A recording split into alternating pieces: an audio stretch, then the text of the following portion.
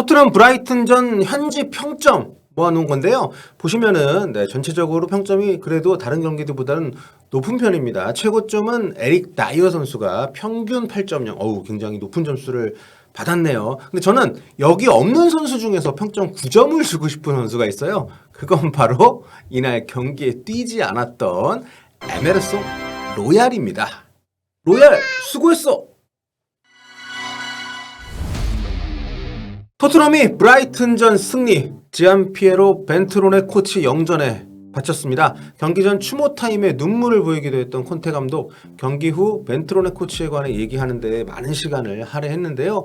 인터뷰를 보니까 일주일 전에 몸이 좋지 않아서 훈련을 빠져야겠다고 얘기를 했다고 하더라고요. 정말 얼마 되지도 않았는데 너무도 급속히 몸이 나빠져서 갑자기 사망하게 된 케이스라고 하는데 매일 함께 생활했던 선수단의 마음은 어땠을지 모든 선수단 위로의 말을 전하고 싶고 다시 한번 고인의 명복을 빕니다. 네, 토트넘 브라이튼과의 경기 현지 평점 그리고 평가 살펴보도록 하겠습니다. 앞서 보여드렸던 요 평점표 매체들의 토트넘 선수들 평가는 대체로 준수합니다. 무실점 경기였기 때문에 대체로 수비 쪽이 아주 평점이 좋은 편이죠. 요리스 골키퍼 비롯해서 다이어, 데이비스, 또 그리고 로메로까지 양쪽 윙백 같은 경우에는 평점이 굉장히 엇갈리는데 아무튼 이번에는 스카이 스포츠 평점이 조금 이상하긴 합니다. 세세뇽한테 무려 8점을 줬고요.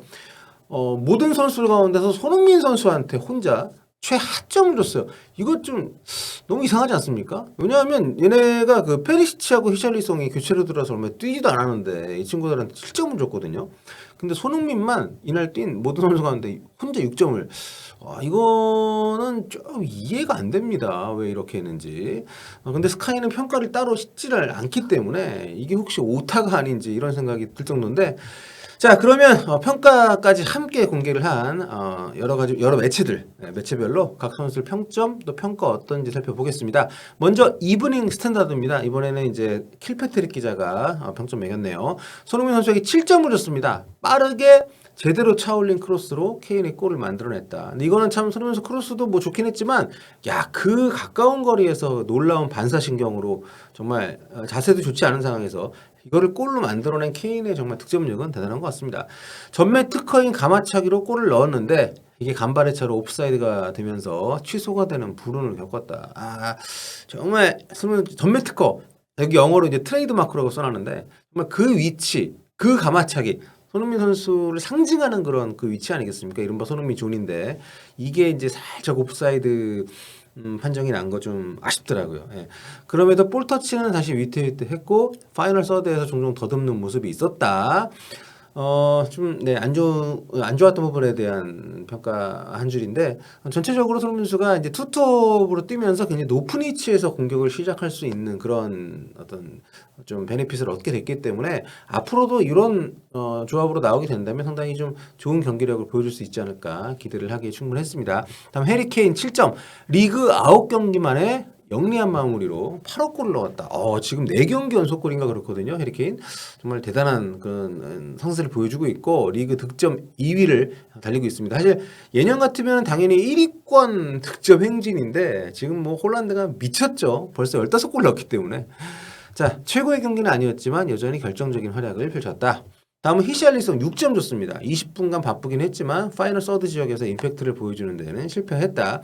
이게 맞죠. 사실 들어가서 크게 귀한 부분도 없는데 어떻게 스카이 스포츠는 손흥민 선수보다 히샬리송을 높게 평점을 줬는지 좀 이해가 안 됩니다.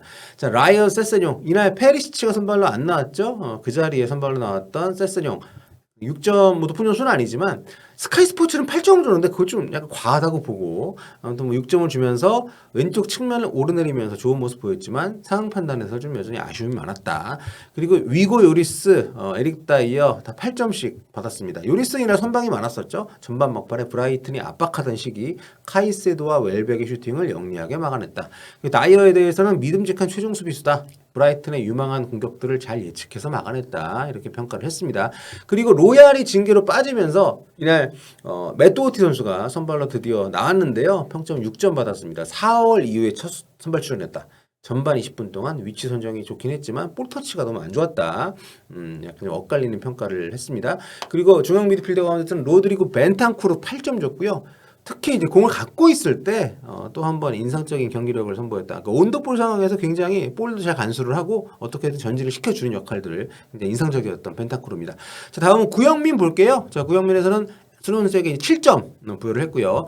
프리킥이 산체스 골키퍼의 첫 선방에 막혔다. 그러니까 이날 요 직접 프리킥 상황, 케인이 당연히 차지 않을까 싶었던 상황에서 케인이 성큼성큼 벽 쪽으로 걸어가고 손흥민 선수가 최근에 계속 좀 말들이 많았잖아요. 케인이 워낙 프리킥골을 못 넣기 때문에 최근 대표팀에서 연달아 프리킥골을 넣고 있는 손흥민 선수를 중용해야 된다. 내일 손흥민 선수가 중용이 됐고 정말 뭐 유슈티까지 만들어냈습니다. 골키퍼 선방에 막히긴 했습니다만 자 케인의 선제골 장면에서 크로스를 잘 올려줬다. 여전히 최고의 컨디션은 아닌 것 같지만 그래도 경기에 크게 기여를 했다. 좋은 평가를 해줬습니다. 자 라이언 세스는 여기는 5점 줬어요. 당혹스러운 경기였고 전반 종료 직전 2개의 반칙으로 경고를 받지 않은 것은 행운이었다. 운이 좋았다. 자, 에릭 다이어 8점. 스피드가 느려서 웰백한테 공략당하기는 했지만 침착하게 막아냈고 몇 차례 중요한 태클도 해냈다. 후반전 웰백이 빌드업에 관여하지 못하도록 밀착 마크를 잘했다. 굉장히 좀 특히 현지 기자들이 에릭 다이어에 대해서는 평가가 좀 후한 편인 것 같습니다. 자, 그리고 미드필드에서는 이브 비수마 선수에게 6점을 줬네요. 프리미어리그 두 번째 선발 출전 경기를 친정팀 상대로 했다. 비수마가 이제 브라이튼에서 왔죠. 근데 이날 최근에 웬만하면 출전 기회가 없는데 투미들 체제에서는 3미들로 이날 3-5-2로 바꿨기 때문에 출전 기회 얻었는데 대단히 막 뛰어난 활약 아니었지만 어쨌든 뭐 준수한 모습이었고 보시면 이제 메갈리스터에게 어설프게 덤벼서 옐로 카드를 받았다. 카드 관리 좀 해야 될 것 같더라고요, 비스마. 자, 그리고 구영민은 이제 다른 매체와 다르게 다른 나라에서는 이제 감독 평점 매기는 데가 많은데 영국 매체들은 흔치 않거든요. 구영민 같은 경우에는 그걸 매깁니다. 7점을 고요. 비스마를 투입하면서 바꾼 3-5-2 포메이션이 토트넘 선수들에게는 훨씬 더 편안해 보였다. 이거는 굉장히 좀 의미심장한 얘기고 많은 분들이 이렇게 생각하는 것 같습니다. 근데 콘테 감독은 상대에 따라서 어떤 선택을 할지 모르겠지만 올 시즌에 그리고 지난 시즌부터 오랫동안 만들어 왔던 3-4-2-1 포맷에 대한 애착이 좀 있는 것 같아서 이거는 좀 더 지켜봐야 될 것 같습니다. 자, 마지막으로 풋볼 런던 보겠습니다. 손흥민 선수에게 7점을 줬고요. 가마차기 크로스로 케인의 헤딩골을 멋지게 도왔다.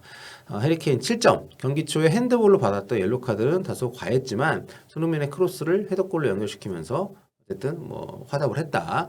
자, 최고의 경기는 아니었지만 여전히 골문 앞에서 차이를 만들어내는 선수다. 그렇죠? 올 시즌에 꾸준히 정말 기복 없이 골을 만들어내고 있는 해리케인입니다. 자, 그리고 이제 피에르 에밀 호이비에르 선수에게 여기는 8점을 줬는데요. 3미들 체제에서 경기장 위아래를 오르내리는 거의 뭐 박스투박스 느낌의 역할을 맡아서 공격을 지원했다. 전후반 내내 팀의 원동력이었다. 근데 현지 매체 평점들이 호이비르한테 좀 굉장히 후하거든요. 근데 좀 경기를 보신 분들 저랑 좀 공감하실지 모르겠지만 저는 굉장히 이날 잔실수가 좀 많아가지고 점수를 많이 못 주지 않을까 싶었는데 굉장히 평가가 좋네요. 자, 그리고 마지막으로 벤 데이비스 8점. 네, 왼쪽 3백 자리에 복귀를 해서 상대 공격을 잘 막았다. 최근에 이제 랑글레 선수가 그 위치에 많이 나왔었는데 데이비스가 오랜만에 복귀를 해서 수비 괜찮았어요. 그리고 상당히 적극적으로 하프라인까지 넘어오면서 중원에서 이제 공격적 언더래핑을 많이 좀 하면서 다양한 공격 루트를 만들어 준 부분은 상당히 인상적인 부분이었고 그리고 무엇보다 앞쪽에 세세뇽하고 위아래로 서서 왼쪽 측면 수비를 상당히 잘 해줬다. 이런 호평. 마지막에 흠없는 복귀전이었다. 굉장히 좀 극찬 아닌가요? 아무튼 팀의 무실점에 또 기여를 했기 때문에 자 이렇게 전체적으로 3-5-2라는 약간 그동안 안 썼던 폼에 물론 큰 변화는 아니죠. 3톱에서 공격수를 하나 줄이고 중앙 미드필더 한 명을 2명에서 3명으로 늘린 뭐 이런 정도의 변화이기 때문에 아주 대폭적인 변화는 아닐지 몰라도 하지만 그 세부적으로 상당히 선수들의 어떤 컨비네이션이나 움직임이나 아니면 공격적으로 넘겨주는 어떤 패스의 어떤 타이밍 이런 건 그러니까 좀 변화가 적지는 않은 그런 시도라고 할 수 있는데 그래도 아주 경기 뭐 내용이 좋았기 때문에 토트넘 입장에서는 이 3-5-2 포메이션을 좀 더 자주 채용할 수 있는 그런 앞으로의 모습들이 또 이어질 수 있지 않을까. 또 한 가지 궁금한 것은 브라이튼도 3-4-2를 썼기 때문에 기존에 토트넘이 썼던 전술하고 똑같은 여기에 대응하는 변화라고도 볼 수 있지만 사실 그동안 그런 기회들이 많이 있었음에도 그런 기회를 활용하지 않았던 콘테 감독이잖아요.